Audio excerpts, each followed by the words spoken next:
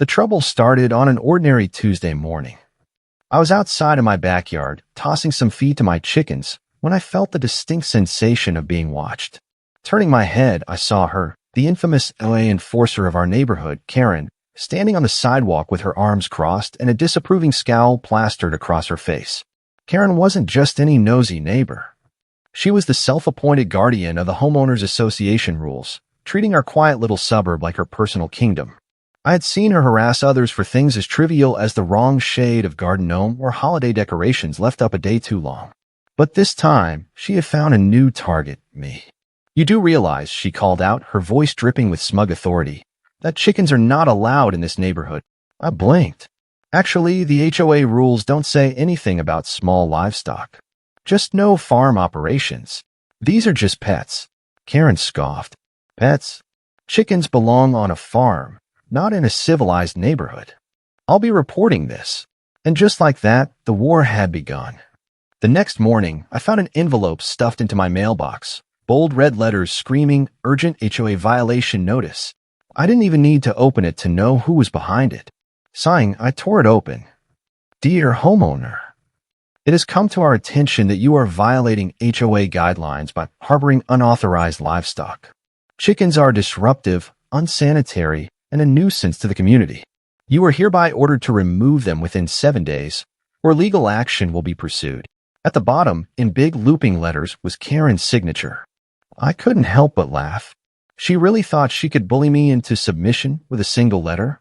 I knew the HOA rules inside and out, and nowhere did it explicitly ban chickens. But I also knew Karen didn't care about facts. This wasn't about rules. This was personal. But if Karen thought I would just roll over and give in, she was in for a very rude awakening. A few days after receiving the complaint letter, I got another notice, this time demanding my presence at an urgent HOA board meeting. I knew exactly what was coming. The evening of the meeting, I walked into the HOA clubhouse to find Karen sitting at the head of the table, arms crossed, an obnoxiously smug look on her face. The other board members sat beside her, flipping through printed documents, probably more of her nonsense complaints. A small group of nosy neighbors had also gathered, eager for drama. Karen cleared her throat dramatically. "We're here today to discuss a serious violation of HOA policy," she began, shooting me a glare. "This homeowner," she gestured at me like I was a criminal on trial, "has been keeping unauthorized livestock in her backyard, in direct violation of community standards." I raised an eyebrow. "Karen, I've reviewed the HOA guidelines, and there's nothing that explicitly bans chickens." She scoffed. "Oh, please. The rules prohibit any animal that causes excessive noise, odor, or disruption to the community. Chickens definitely fall under that." I kept my expression calm.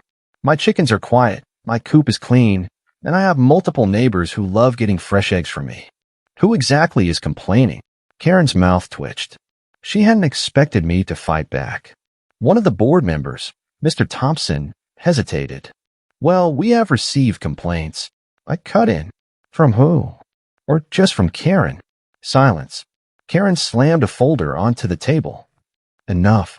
If you don't remove those chickens within the next 5 days, the HOA will take legal action."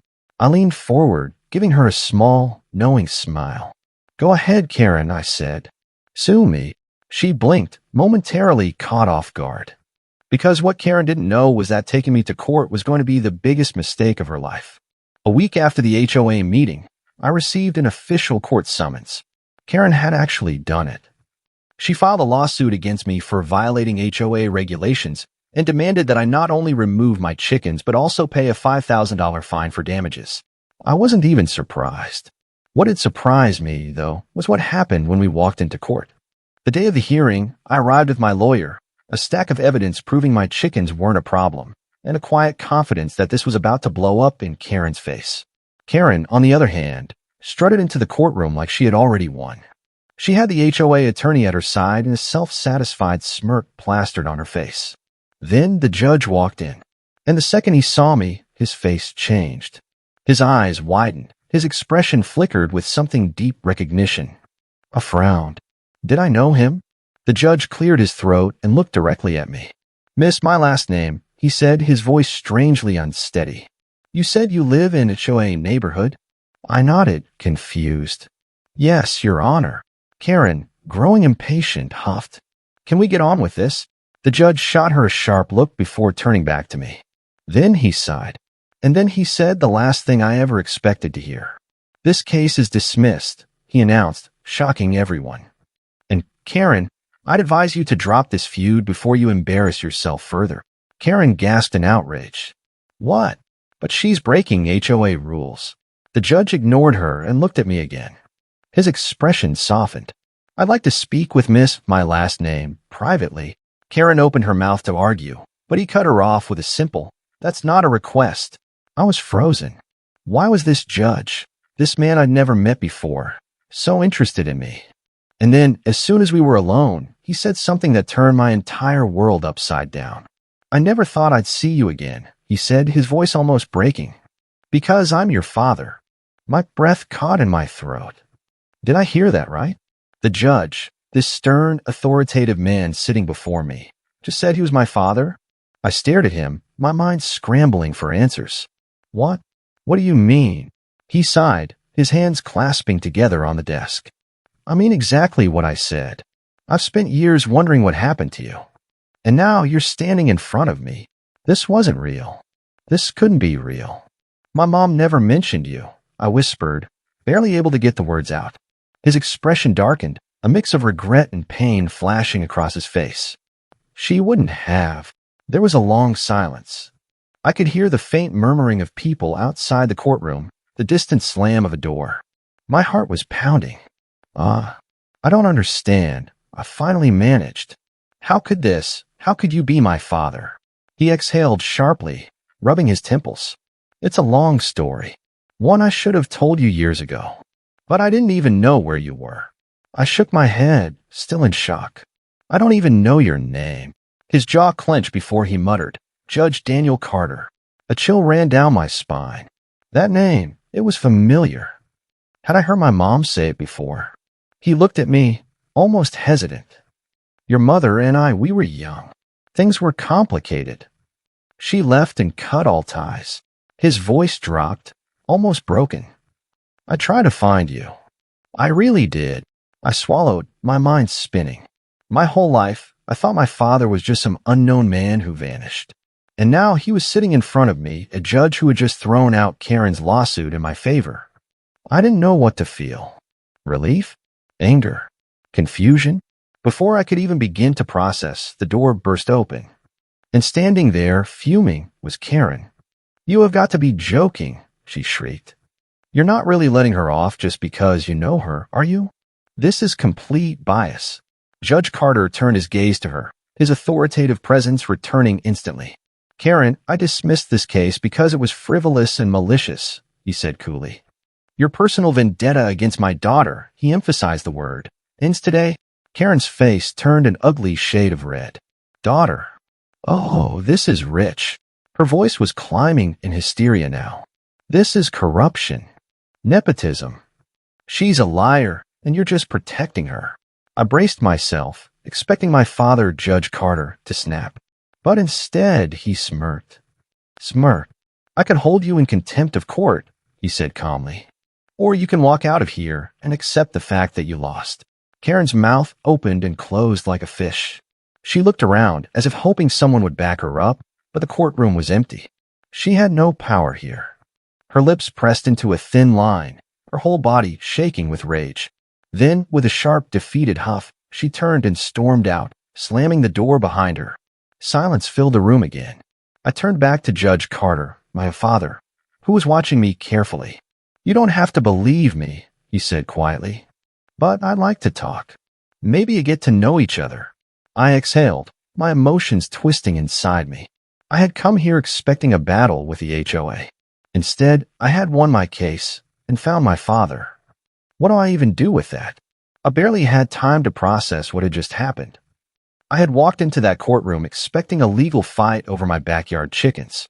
Instead, I had found my father, a man I never knew, a judge who had just ruled in my favor. And now Karen was gone, or so I thought.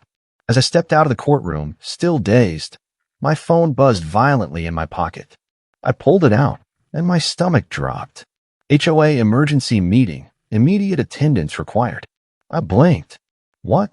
Karen wouldn't dare, would she? I turned to Judge Carter.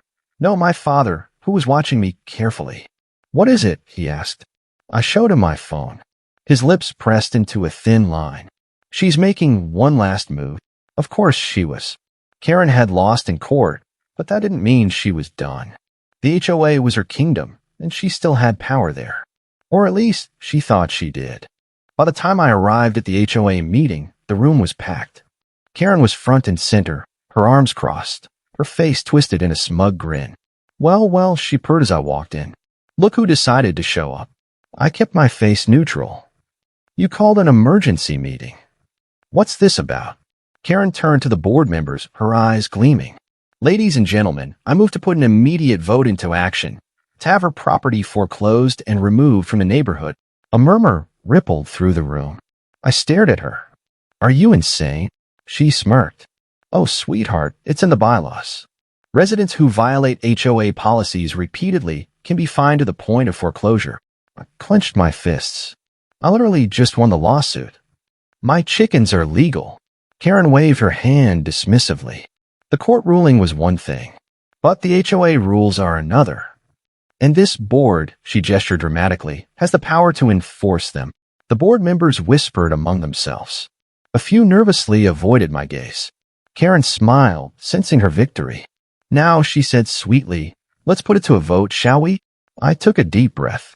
And then the doors swung open. Judge Carter walked in. Karen's smug expression vanished. Excuse me, he said, his voice cool and commanding. I'd like to say a few words before the so-called vote takes place. Karen's eye twitched. I have been reviewing your HOA bylaws, he continued, holding up a folder. And I'd like to remind you all that federal and state laws override any HOA regulations. The board members shifted uncomfortably. He flipped through a page. Furthermore, I've also looked into HOA fraud cases in this district. His eyes snapped to Karen. And I've found several financial discrepancies. Karen's smug grin disappeared. I imagine, he continued, that a full investigation would be very illuminating. Silence. Then one of the board members coughed. Well, he said, nervously adjusting his tie, given the court ruling and the circumstances, I motioned to drop all actions against her immediately. Another board member nodded quickly. Seconded. All in favor. Every single hand shot up. Karen's face was priceless. Karen stormed out of that meeting with nothing. No chickens banned. No foreclosure. No power left. And as for those financial discrepancies, let's just say the HOA board quickly removed her from her position before an investigation could even begin. The neighborhood felt lighter without her ruling it like a tyrant. And me? Well, I had won my case, my home, and my backyard chickens. But more than that, I had found my father. And for the first time in my life, I had a feeling that this was just the beginning of something bigger.